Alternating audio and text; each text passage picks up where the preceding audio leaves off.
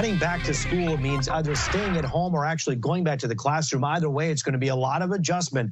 And joining us now is social worker Brooke Bendix. And Brooke, it's good to see you. You run a camp that's called Therapyology, and we thank you for joining us today.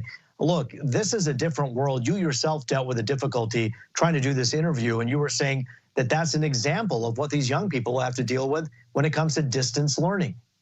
Right. So on my way to have a conversation with you, I was at my office and our power went out. So these are some of the things that we have to consider as kids are going back to school. Certain things like power being down, the internet not working, their computers not functioning, all these things that really affect their learning and their ability to function when they're back to school. Well, Brooke, how do you begin to help young people understand that this is going to look a lot different and that this isn't going to be the same? So I always say taking it one day at a time.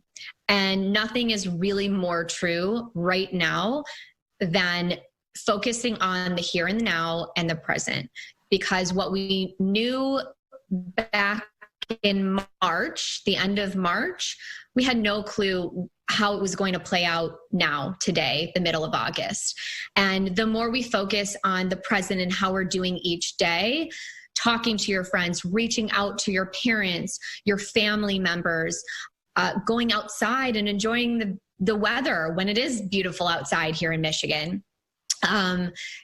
Really focusing on that present state of being, because when we start to think about and talk about what fall sports is going to look like, whether or not they'll have homecoming, when will they get to see their friends? What Halloween will look like, and going in and trick-or-treating in the classrooms. All of those things are so uncertain.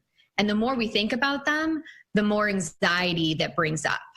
Brooke Bendix, social worker running Therapyology. Thanks for your time today. Good advice.